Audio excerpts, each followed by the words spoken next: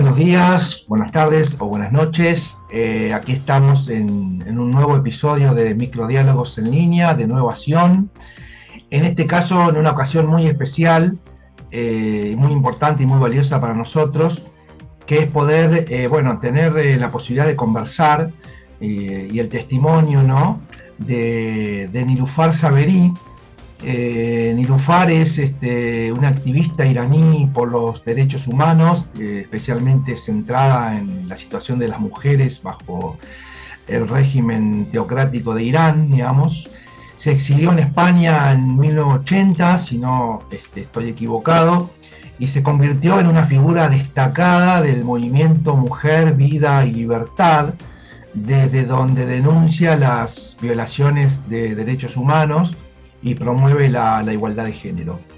Eso, entre otras cosas, como para empezar a presentarte. Así que gracias, Nilufar, por esta entrevista y esta oportunidad. Gracias a vosotros, a vosotras, por escucharme, por dar voz al pueblo iraní, ese gran pueblo olvidado. Contanos un poco algo de tu historia, cuándo te fuiste de Irán, cómo te fuiste y cuál fue tu causa, ¿no? Todo este tiempo, todos estos años en España y bueno, y en el mundo en general, ¿no? Mi familia y yo, como millones de iraníes, más de 8 millones de iraníes, nos tuvimos que exiliar a causa de la llegada al poder de la teocracia islamista en Irán. Detalle importante, borremos lo que ellos se autodefinen, República Islámica de Irán. Cada una de las palabras, cada una absolutamente de ellas falsas. Todos sabemos lo que significa una república donde tú eliges a tus representantes. Lo que tenemos en Irán desde 1979 es una teocracia, es una dictadura religiosa. Allí no podemos elegir ni lo que nos ponemos encima. Tenemos un código de vestimenta obligatorio como para elegir a nuestros representantes legales y de gobierno. No es islámico. Hay unos 1.800 millones de musulmanes en el mundo y afortunadamente esa ideología, ojo al dato, ideología política totalitaria islamista aún es bastante minoritaria entre la comunidad musulmana a nivel mundial. No es de Irán, está en Irán, pero no son nuestros. No les pertenecemos en ningún sentido, no compartimos nada con ellos, ni ellos con nosotros. Entonces lo vamos a llamar de la manera correcta, precisa, que es la teocracia islamista, gobierno ocupante en Irán desde 1979. Vinimos a España a causa de que la vida de mis padres estaba en peligro y aquí hemos estado en Madrid en estos 45 años. Se puede decir que hemos sobrevivido, sobre todo en los principios, gracias a la solidaridad del pueblo español, porque entonces apenas había infraestructura para acoger exiliados, un pueblo del que me siento partícipe y del que me siento orgulloso, orgullosa, tanto como mi pueblo iraní. Amo ambos pueblos. Vos hablas de pueblo olvidado, el pueblo iraní. Un poco a qué lo atribuís. ¿Podríamos desmenuzar un poco eso? Sí, porque de Irán no se sabe, no se quiere saber lo que pasa dentro de las fronteras de Irán. Hay casi 90 millones de personas dentro de las fronteras de Irán. Hay una muy pequeña minoría que comparte ideología con el gobierno ocupante, pero el resto de la población no. Y literalmente somos prisioneros de los islamistas dentro de nuestra propia casa. Aquello es un gran campo de concentración en el que absolutamente todo está en manos de las fuerzas de seguridad.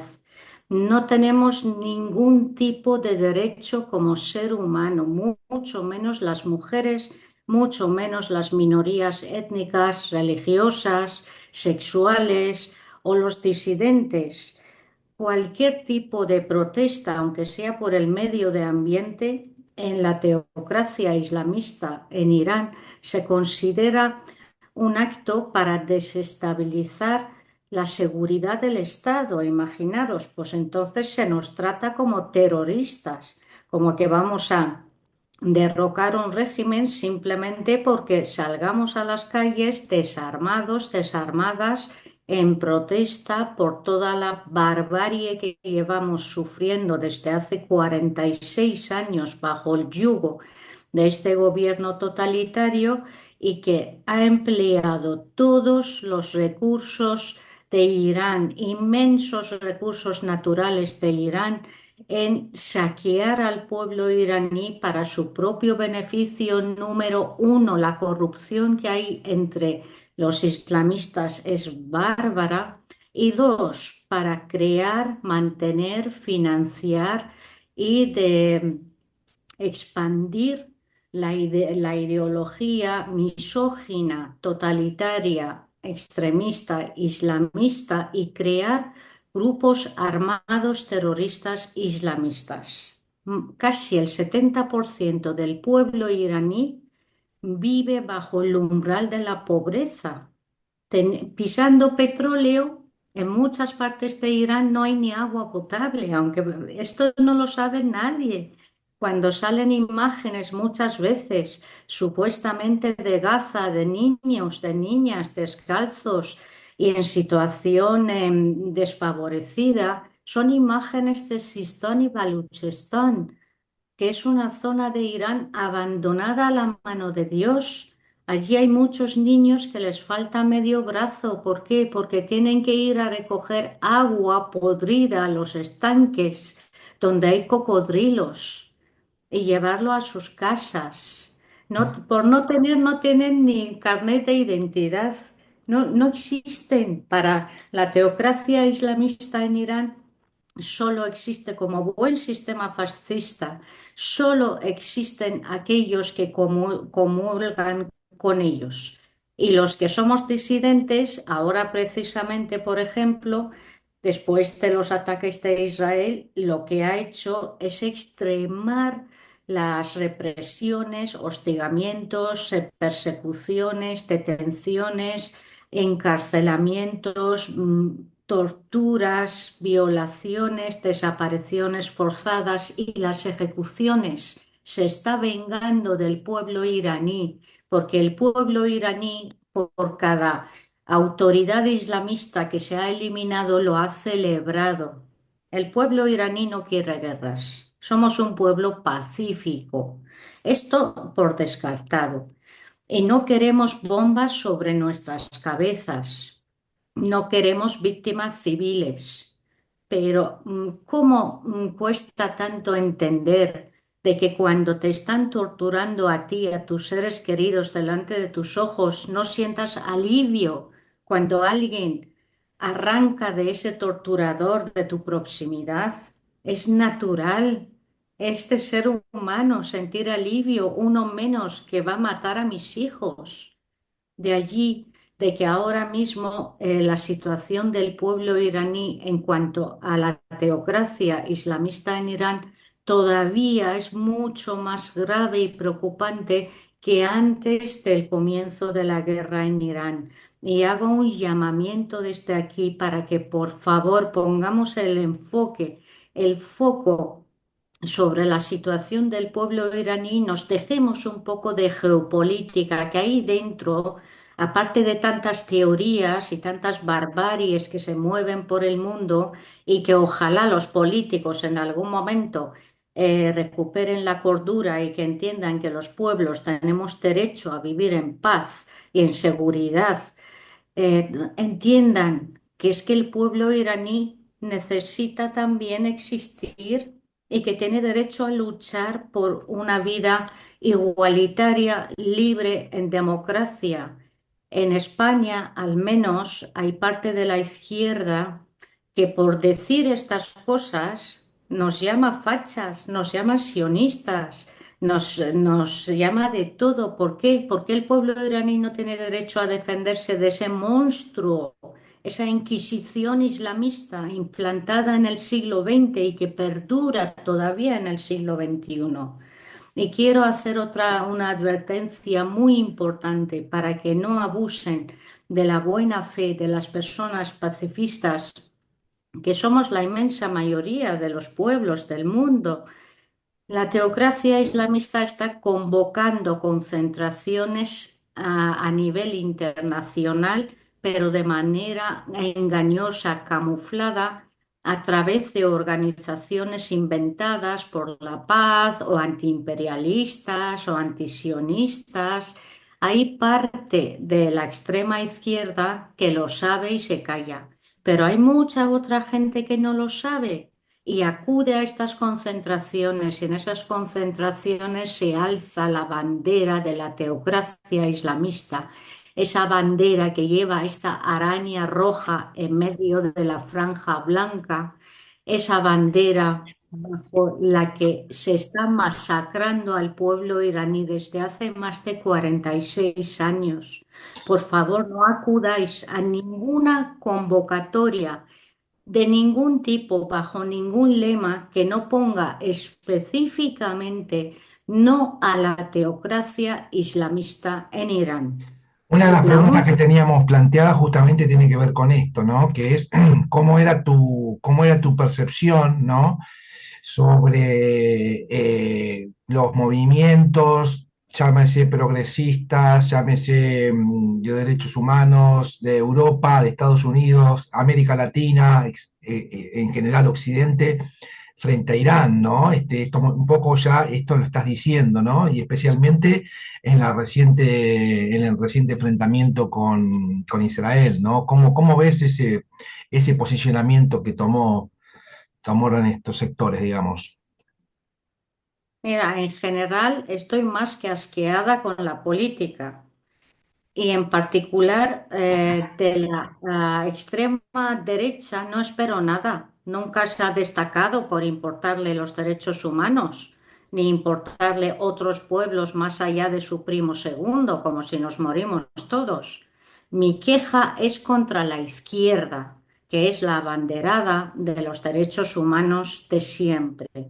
Hay parte, un sector pequeño de la izquierda que para entendernos lo vamos a llamar extrema izquierda, que está perjudicando muchísimo a la izquierda y está siendo un motivo principal del auge de la extrema derecha en todo el mundo.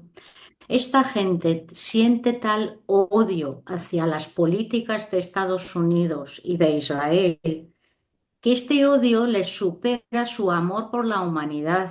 No les importa cuánta gente muera, cuánta gente se torture cada segundo, se viole, no les importa. Solamente están allí donde Israel y Estados Unidos cometan crímenes.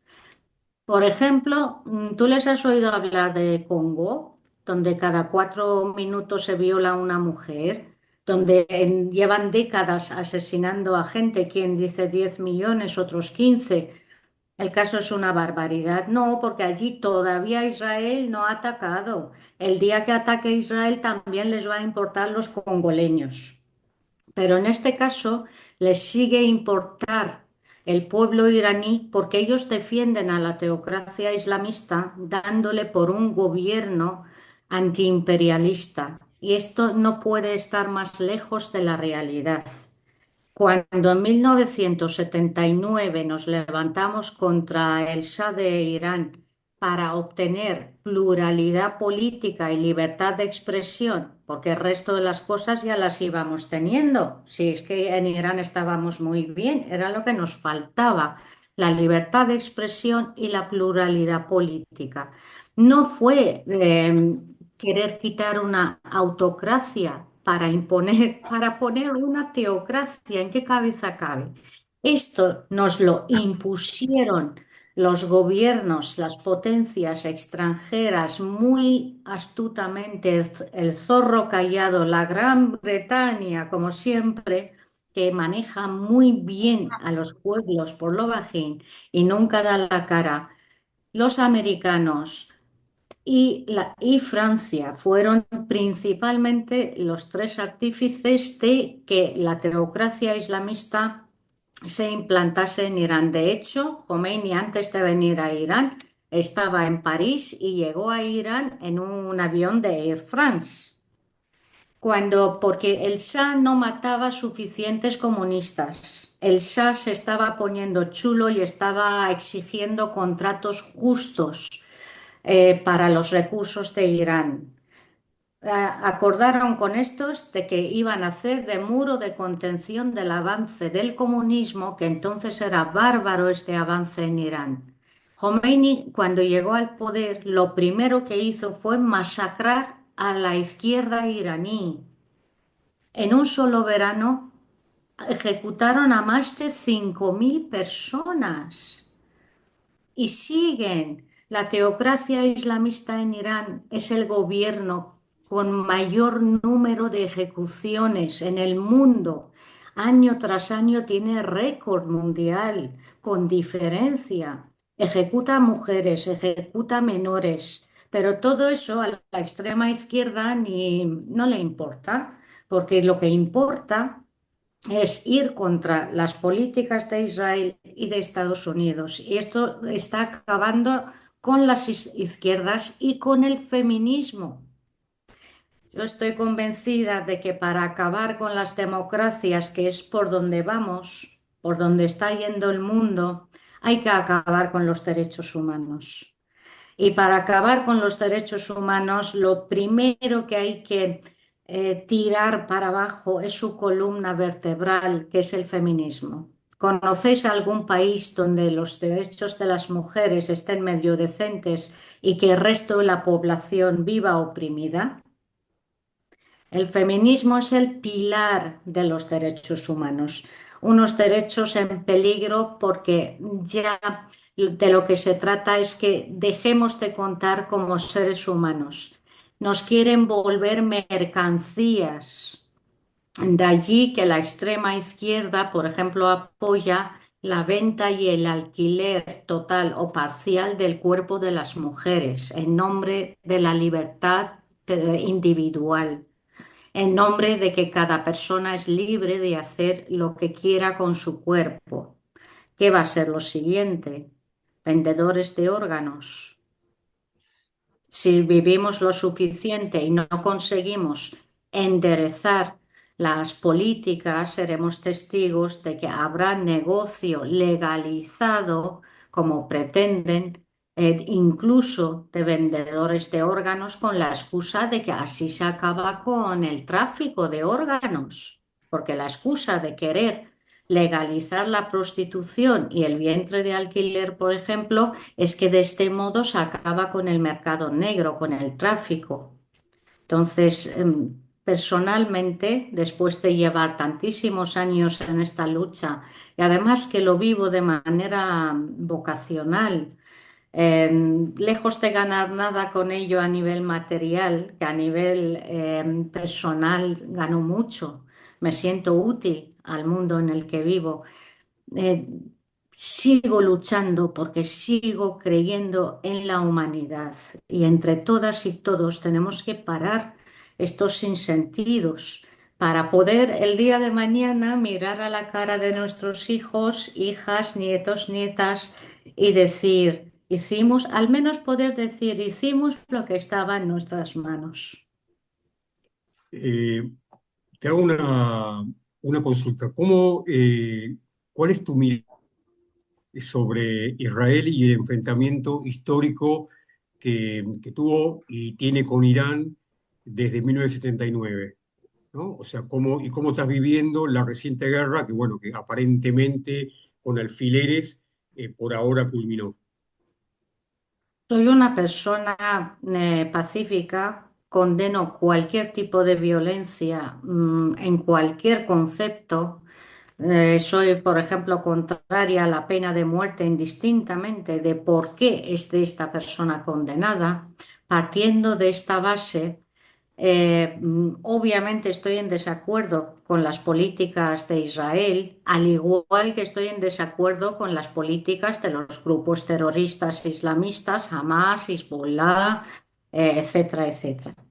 Estoy en desacuerdo. Ahora, centrándonos en la relación de lo que es Israel-Irán. Antes de la llegada de los islamistas a Irán, las políticas de Irán consistían en que defendían la convivencia pacífica de dos estados independientes. Ojalá se hubiera conseguido y nos hubiésemos ahorrado un montón de vidas que se han perdido.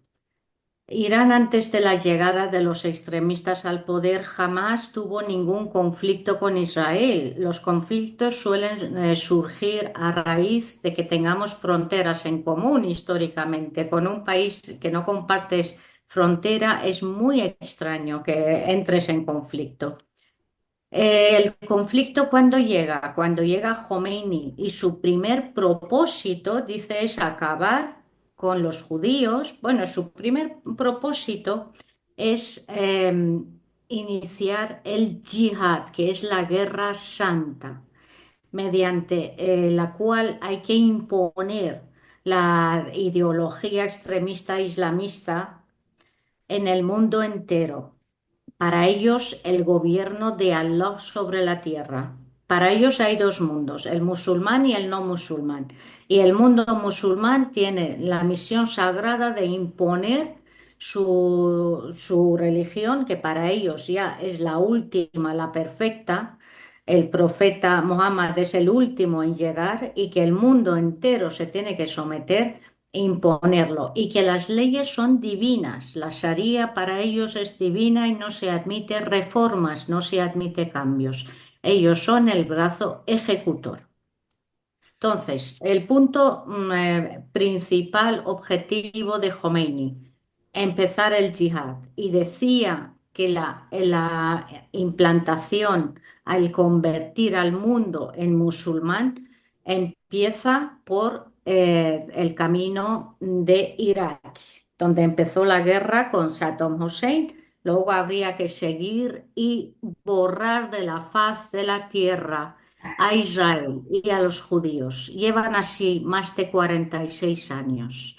En todas sus reuniones institucionales acaban con consignas de muerte a Israel, muerte a Estados Unidos. Obligan a los niños en las filas antes de entrar a clase a dar consignas contra Israel, contra Estados Unidos. Ponen las banderas de Israel y de Estados Unidos en el suelo, en la calle, para que la gente se vea obligada a pisarlas cuando tiene que pasar por un sitio obligatoriamente. En la plaza de Palestina, hace 5 o 6 años, pusieron un marcador con una marcha atrás porque a Khomeini, el líder supremo, le dio de que Israel iba a desaparecer en 25 años. Entonces pusieron un marcador que iba marcando los días que faltaban para que Israel se destruyese. Cuando el 7 de octubre de 2023 Hamas cometió el ataque terrorista contra las personas en Israel, salieron a las calles los islamistas, incluso en Irán, porque allí también existen, a festejarlo y decían que comenzó la matanza de los perros, porque los perros son impuros y se rechazan en su ideología. De hecho, está prohibido tener mascotas y pasearlos por las calles de Irán. Y las fuerzas de seguridad perfectamente les pueden pegar un tiro sin ningún, vamos, te pegan un tiro a ti, a tus hijos, no puedes decir nada porque te llevan preso, como para decir nada cuando le pegan un tiro a tu mascota. Quiero decir de que estoy en absoluto de acuerdo con cualquier tipo de conflicto bélico, con cualquier guerra, pero que Irán lleva 46 años haciendo todo lo que está en su mano, incluido crear ejércitos islamistas en diferentes países para acabar con Israel y que este es un objetivo principal suyo, es cierto. Y esta es una discusión que tengo mucho con bastante gente pacifista porque dice, es que Israel atacó Irán. Digo, ya, pero es que Irán lleva atacando a Israel desde hace décadas, que ha sido a través de sus ejércitos creados como Hamas, como Hezbollah, cierto, como los Hutis, cierto, pero es Irán quien dirige estas operaciones. Perdón, Irán me refiero a los teocráticos gobernantes en Irán. El pueblo iraní, nada tenemos contra el pueblo israelí, tampoco lo tenemos contra el pueblo palestino ni contra ningún otro pueblo del mundo. Son Esta era mi los pregunta, la que yo te quería hacer a partir de esto es justamente, ¿no? Vos hablabas de el pueblo iraní previo, digamos, a la implantación del régimen de Khomeini, y la pregunta que quería hacerte yo ahora a vos, un poco la estás empezando a responder, es frente a esta, ¿cuál es el sentimiento mayoritario? Porque después de 40, de tantos años donde hay una inculcación, digamos, de educación, digamos, y una imposición cultural, incluso, bueno, una imposición física y de sometimiento y demás, ¿cuánto hay de aceptación de esta mirada del régimen respecto a Israel y de los judíos en general? O sea, si ese sentimiento antijudío o anti-israelí cunde en la población y existe fuertemente como algo mayoritario o no, digamos, si hay una resistencia frente a eso también. Esa es una pregunta que te quería hacer, porque vos vivís en España, pero estás en contacto diario, entiendo, con muchas personas del pueblo iraní. Así es, en absoluto. Los iraníes que, sobre todo los que viven dentro de Irán, conocen mejor que nadie a los islamistas, conocen mejor que nadie sus embustes, sus políticas sádicas, psicópatas. Entonces, la inmensa mayoría del pueblo iraní rechaza al gobierno ocupante islamista y igual sabe de dónde vienen las raíces de estos conflictos con Israel.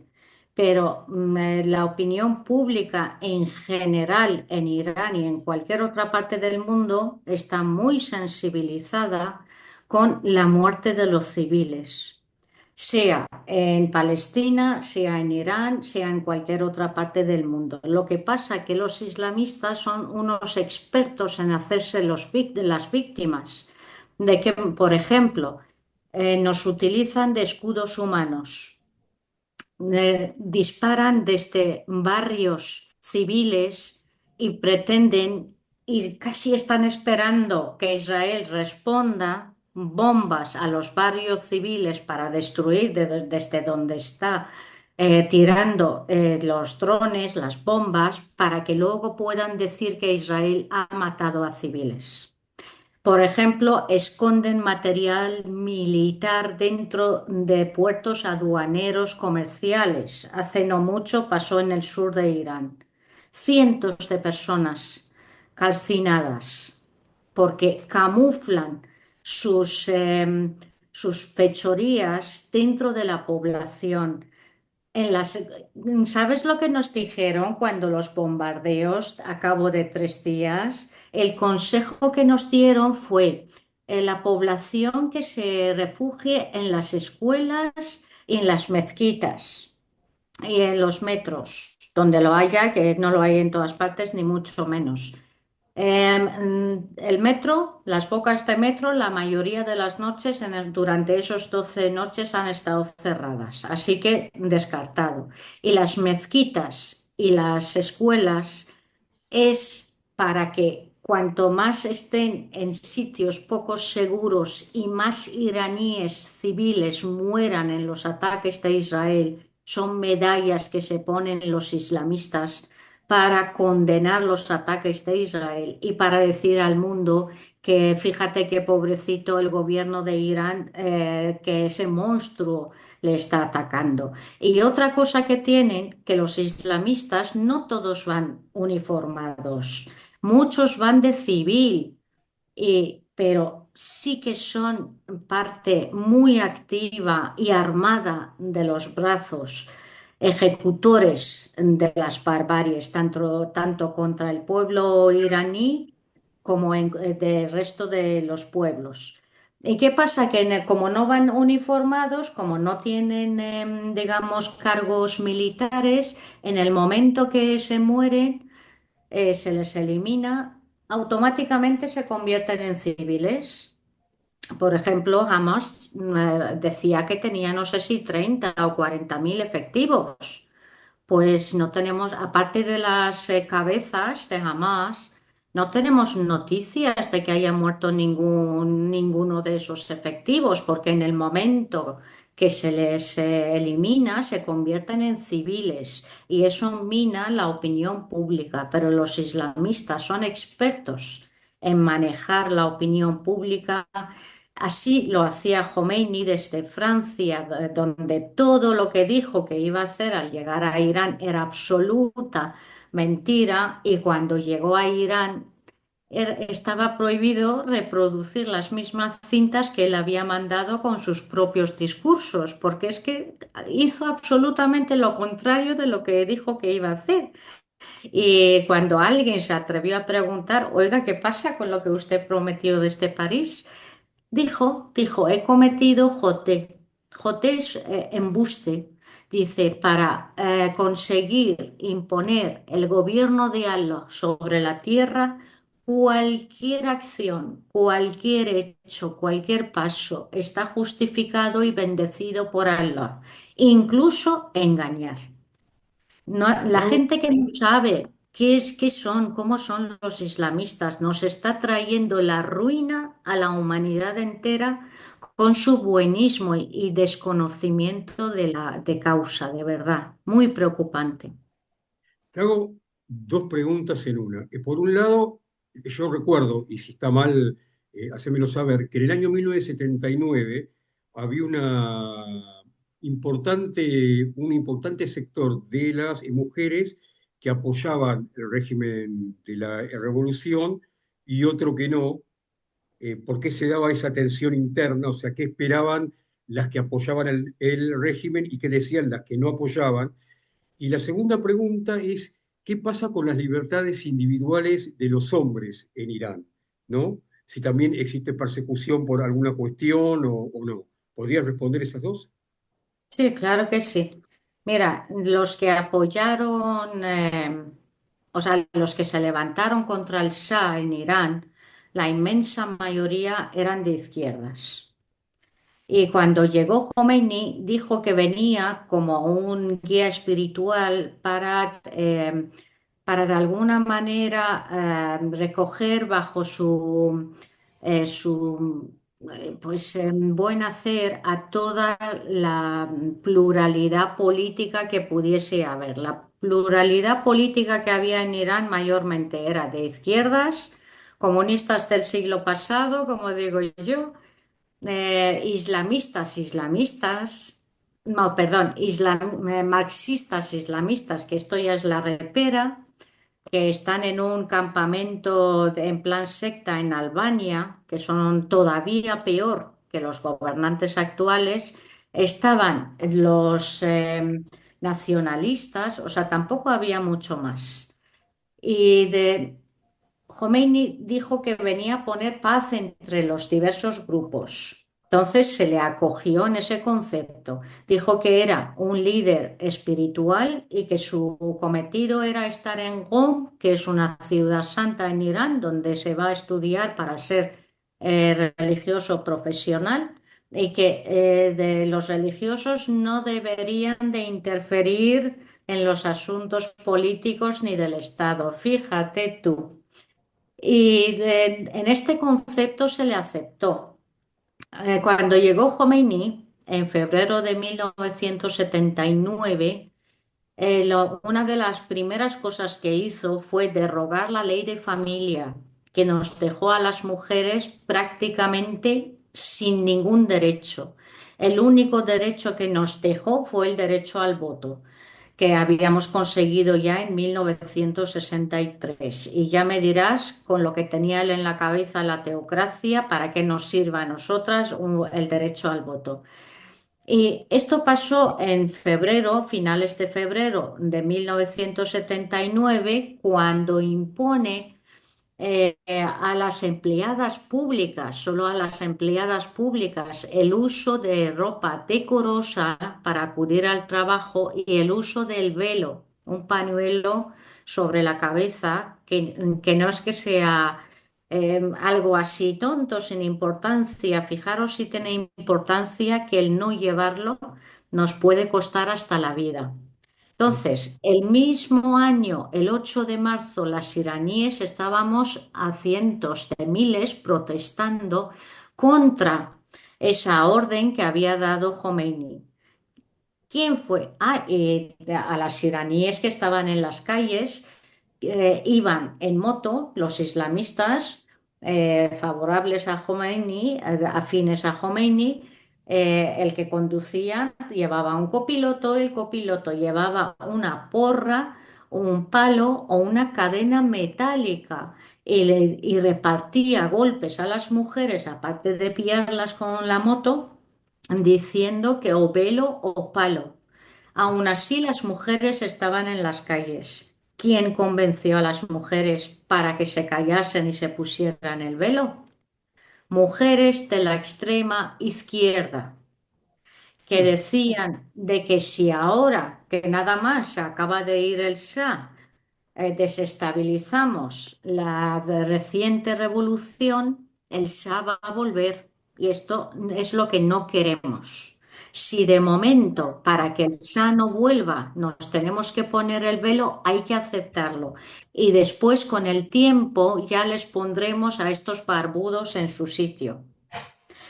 Es decir, ellas pensaban que esto era coser y cantar, ni siquiera se habían dado cuenta que estos barbudos eran los que mandaban precisamente los que ellos se habían levantado en contra, es decir, el imperialismo. Y a fecha de hoy no quieren verlo. Yo me imagino que duele darte cuenta que toda una vida has estado luchando dentro de un juego como de videojuegos, ¿no? Que nada ha sido real. Los derechos de los varones, me preguntabas, compañero. Sí. Pues los derechos de los varones, entre ellos está de que tienen potestad sobre las mujeres de sus vidas. Tienen, por ejemplo, allí en Irán el apartheid por razón de sexo está legalizado. Por nacer mujer sobre ti pesan unas leyes y por nacer hombre sobre ti pesan otras leyes. Ahora, estas mismas leyes no es lo mismo si el hombre es musulmán chiita, musulmán sunita, de otra religión, disidente, ateo, no.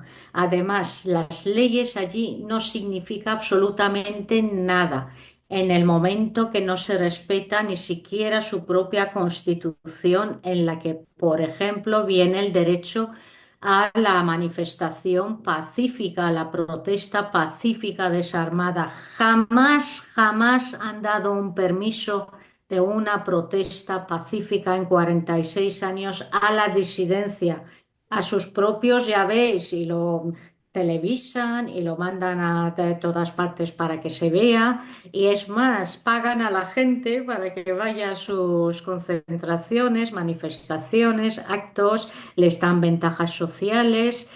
Llega un momento que en un país donde el 70% de la población vive bajo el umbral de la pobreza y tú ves pasar hambre, literalmente hambre, miseria a tus hijos, si tú por de alguna manera aparentar ser afín al gobierno, consigues que tus hijos tengan 3 comidas diarias, tengan medicamentos, puedan escolarizarse, puedan tener material escolar, puedan ir calzados, todo eso en el siglo XXI os estoy hablando, ¿eh?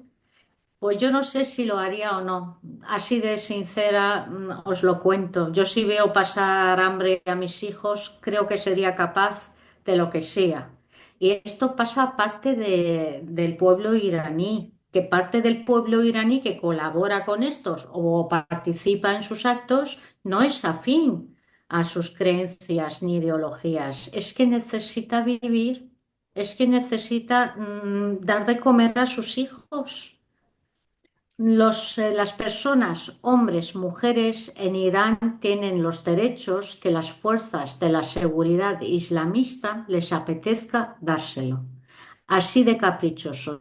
Por ejemplo, las patrullas de la policía de la moral y la virtud que están continuamente patrullando las calles en todas las ciudades iraníes, tienen potestad sobre la vida o la muerte de las personas.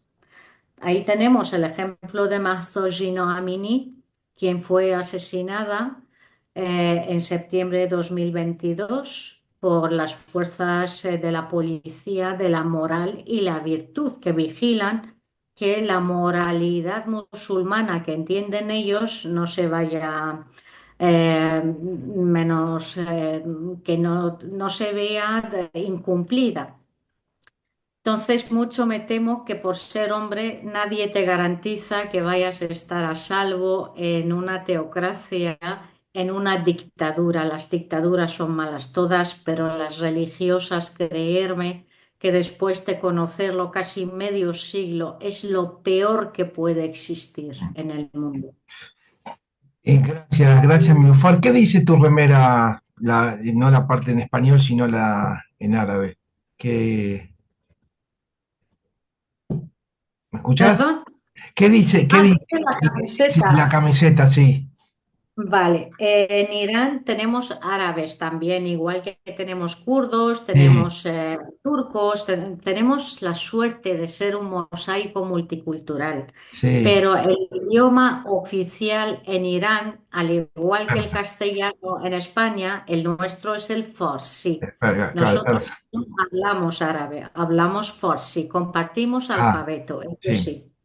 Y aquí en mi camiseta pone Zan, Zendegi, Azadi, mujer, vida, libertad, Ah, lo mismo. que es el nombre y apellidos de la primera revolución feminista mixta de la historia de la humanidad, nacida el 16 de septiembre de 2022 en Irán y que ha pasado fronteras, ha traspasado fronteras y ahora ya es un movimiento mundial donde el feminismo se declara ante todo como lo que es. Al igual que la Declaración Universal de los Derechos Humanos, el feminismo es universal y el feminismo ha dado un paso gigante, abriendo paso para los hombres que por fin se han concienciado de que la igualdad es absolutamente necesaria para un bienestar generalizado indistintamente de tu sexo.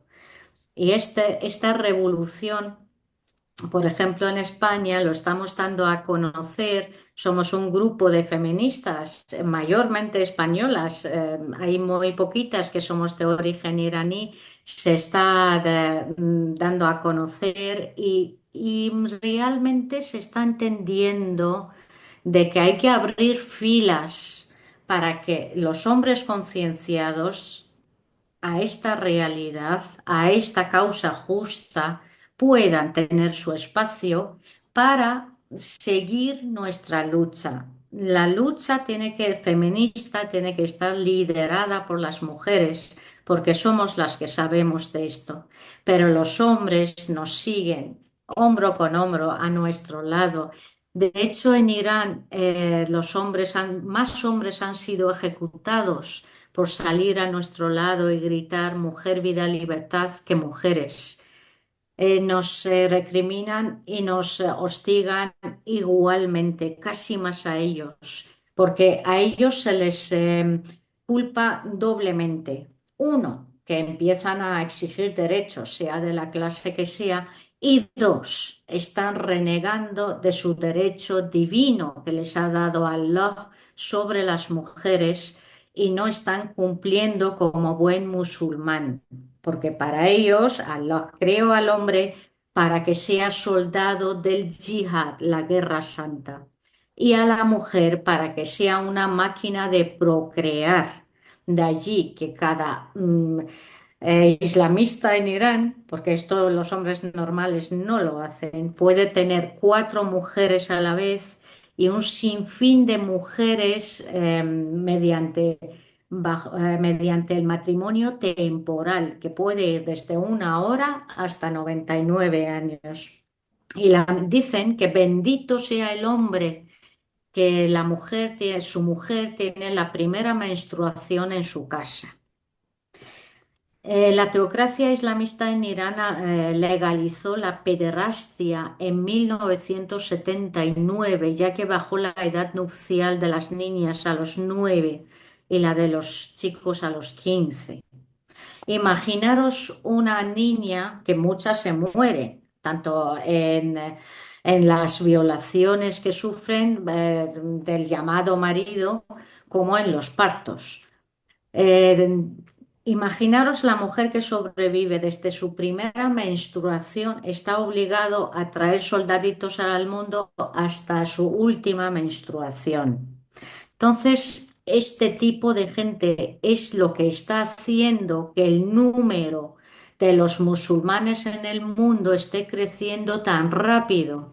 Dentro de 20, 30 años, el Islam va a ser la religión mayoritaria. Y precisamente este aumento no se debe a los musulmanes pacifistas, sino a los que aplican las normas que los islamistas dicen que dice Allah. Yo no soy teóloga.